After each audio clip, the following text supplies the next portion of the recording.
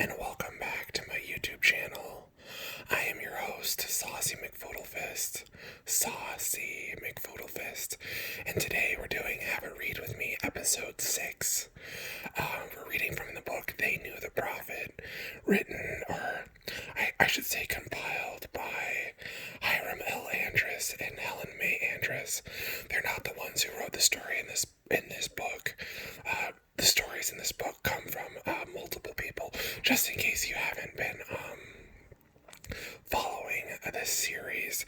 This is 100 accounts of people who knew Joseph Smith, who was the first prophet of the Church of Jesus Christ of Latter-day Saints. Anyway, I just thought about some of the work I had to do after this video and it made me depressed. But I am full of monster energy because I just recorded a Have a Drink With Me episode where I drank Monster Energy drinks. And so if I talk a little fast, I'm sorry. I will try to slow down. Anyway, let's get started.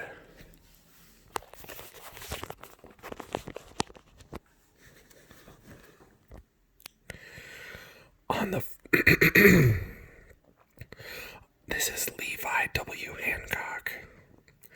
On the 4th of June, 1831, we all met in Kirtland in a schoolhouse built of logs. Here the elders were seated on a slab of benches, and the meeting was opened as usual. Joseph Smith began to speak. He said that the kingdom that Christ spoke of was like a grain of mustard seed, and now before him,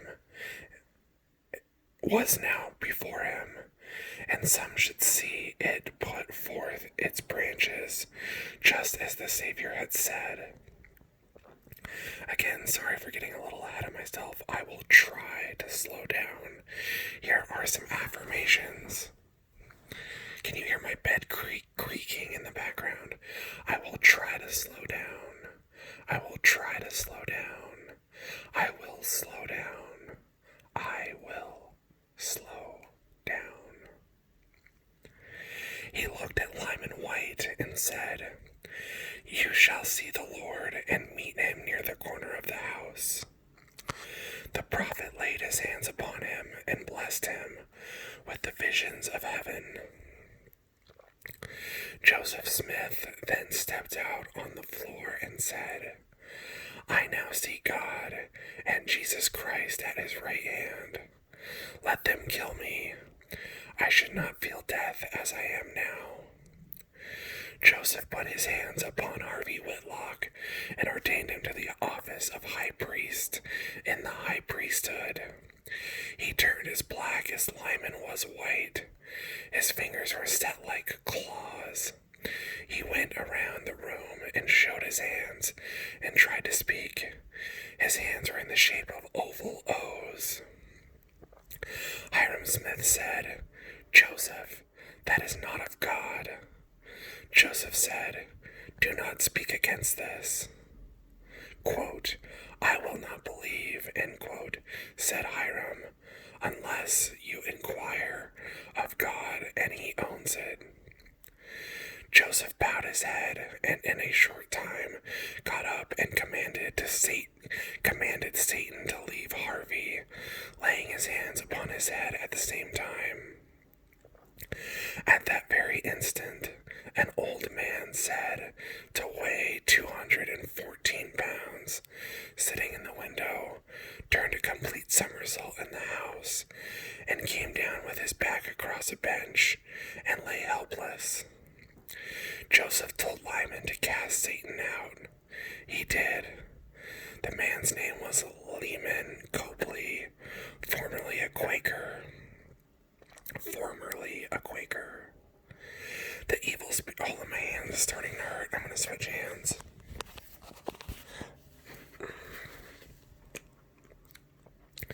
The evil spirit left him, and as quick as lightning, Harvey Green fell bound and screamed like a panther. Satan was cast out of him, but immediately entered someone else. This continued all day and the greater part of the night. But to return to the meeting, Joseph said, quote, now, if you elders have sinned, it will do you no good to preach, if you have not repented. Heman Bassett, you sit still. The devil wants to sift you. End quote. He then ordained Jacob Scott and some others to the high priesthood. He came to Zebedee Coltrane and myself and told us that we had another calling as high as any man in the house. They were made members of the First Council of 70 in 1835. I was glad for that, for I was so scared I would not stir without his liberty for all the world. I knew the things I had seen were not made. Joseph Smith called Lyman White to lay his hands on his head and say what God should tell him to say. He did, and the blessing was so long I cannot write it.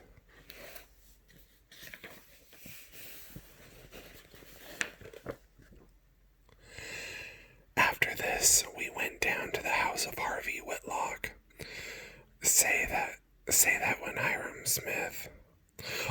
After this, we went down to the house of Harvey. We went down to the house and heard Harvey Whitlock say that when Hiram Smith said that it was not of God, he disdained him in his heart. And when the devil was cast out, he was convinced it was Satan that was in him. Excuse me. And then he knew it. I also heard Harvey Green say that he could not describe the awful feeling he experienced while in the hands of Satan. Hold on, I have to itch my nose.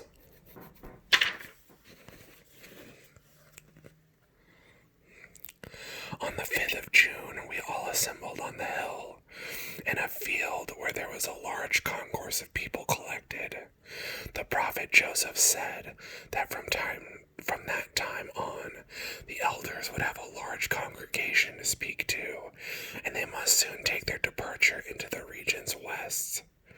After I returned from a mission, the prophet told me about being mobbed in Hiram, and how they pulled the hair out of his head. Then he showed me the place where they had pulled the hair out. He said they poured aqua fortis down him, he thought. I said, while I was in Cleveland, I heard some laughing about it. They said the devil must have gotten the better of the Lord that time. I told them I thought he did once before when they killed the Son of God, and his disciples too. I did not consider that proved him an impostor. Hold on, I have to scratch my head, or my face.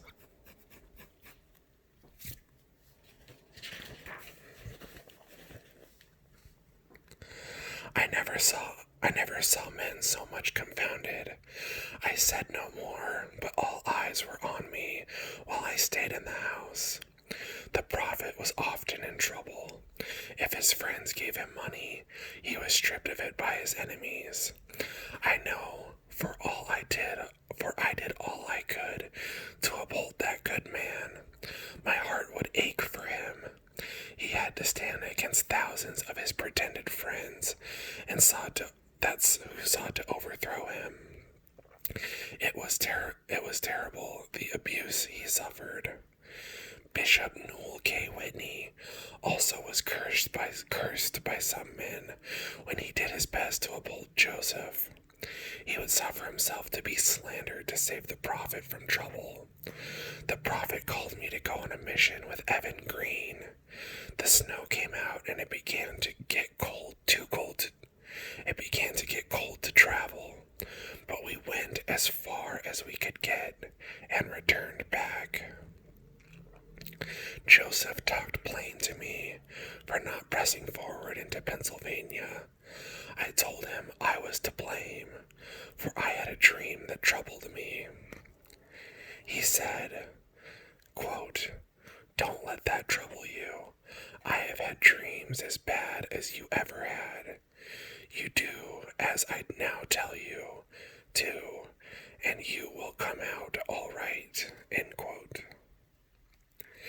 He gave me to understand how the Comforter would comfort the mind of a man When asleep, he said, quote, "Go again," end quote, and we started forthwith for Pennsylvania. We went from neighborhood to neighborhood preaching. We were treated very well through the land about. When the time came for us to open the door to baptism, Lyman Johnson came along. We asked him to preach. He opened the door and baptized all we had labored with, except 2 who chose to have me baptize them. Lyman returned to Kirtland and never mentioned Evan or Levi or their good works. I asked the prophet Joseph about such a case. He said the laborer who first labored with the people would in the end get the blessing. On the 1st of May, 1834, I started for Carthage County, some 40 miles from Kirtland, to go with Zion's camp. I was appointed cook for Sylvester Smith's mess. In this way we traveled, being directed by the prophet in peace, until Sylvester lost the spirit of peace and became dissatisfied with John Carter and called him an old jackass and many other names, which soon brought dissatisfaction in our tent. Some dared to express their feelings. Hold on, I have to itch my nose.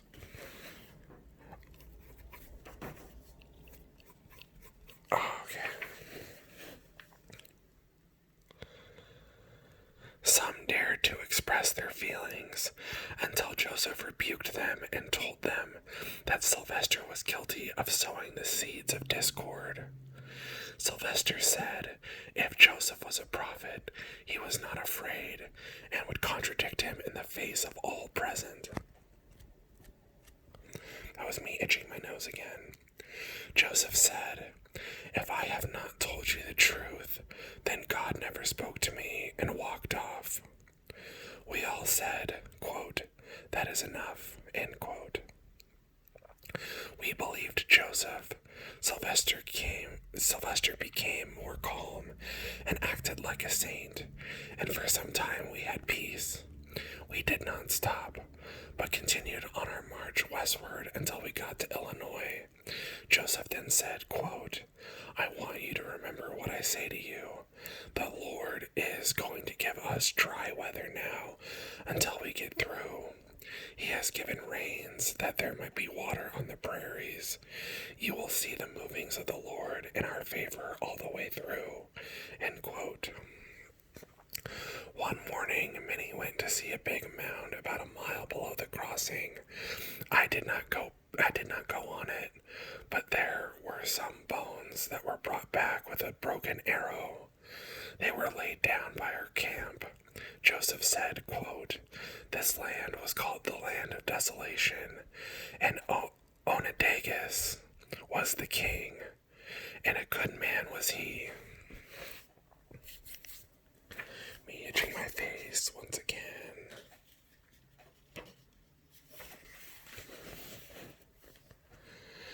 There in that mound did he bury his dead, and did not dig holes, as the people do now, but they brought their dirt and covered them until you see they have raised it to be about 100 feet high. The last man buried was Zelf.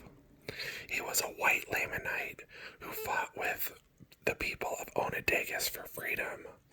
When he was young, he was a great warrior, and his thigh broken, and it was never set. It knitted together as you see on the side. He fought after it got strength.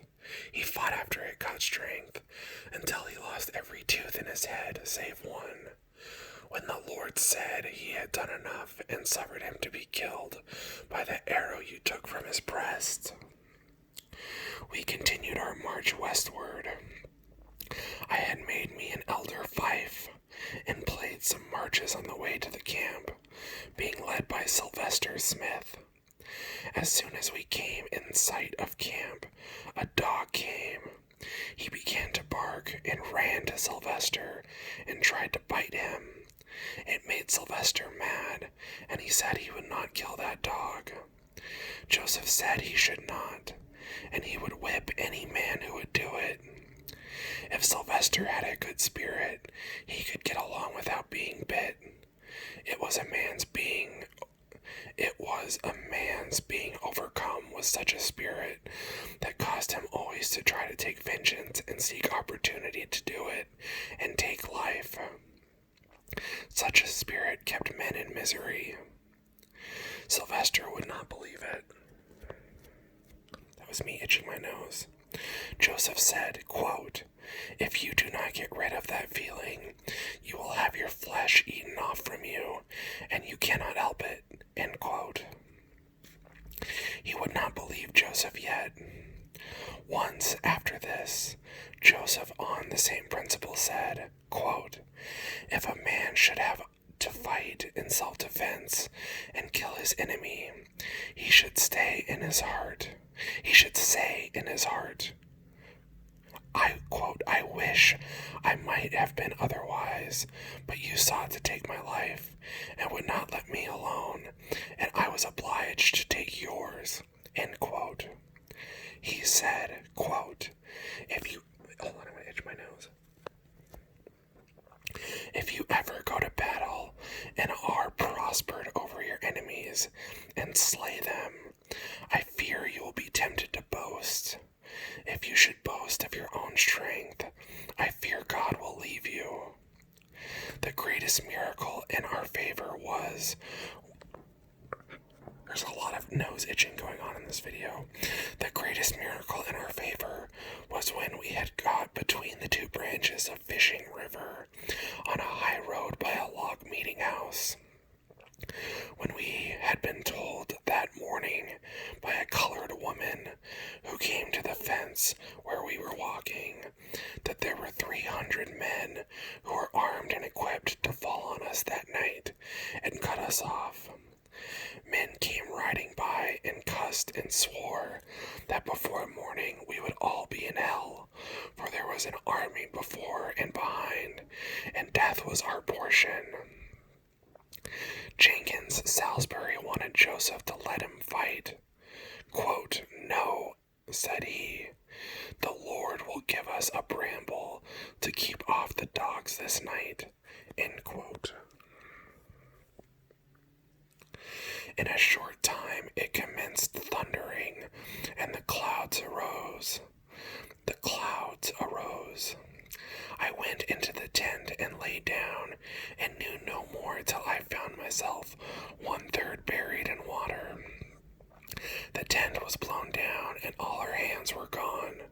I soon found that they were gone to the old church for shelter, where I also went. The lightning flashed and thunder roared, one continual sound. The flashes were so connected that one could hardly hear any interval between the flash and the peal of thunder, as if the martial bands of the whole earth had assembled and we were beating the sounds of war. We lay on the benches, dripping with water until daylight, when we were called to go and discharge our pieces and load anew, which we did. To our astonishment, 2/3, if not more, went off. It was a pleasant morning. We got our breakfast and soon learned that the two branches of Fishing River were so high, we could not cross over. I'll read that again. We got our breakfast and soon learned that the two branches of Fishing River were so high we could not cross over. The branch west had raised upward of 40 feet, and all boats were gone. We turned our course northward in about 3 miles, and camped near an old acquaintance of some in our camp. Next day we were visited by a committee from the mob. Lyman White explained to them the cause of our coming, and others spoke, which appeared to give satisfaction. After the meeting, those of the community went away, and Joseph said, quote, "Let us help this man right up his corn, end quote. We all went into our friend's field and straightened up the corn that the storm had laid low. Alright, that is gonna do it for this episode. Thank you so much for listening, and we're gonna watch our last words die. And goodbye, everyone.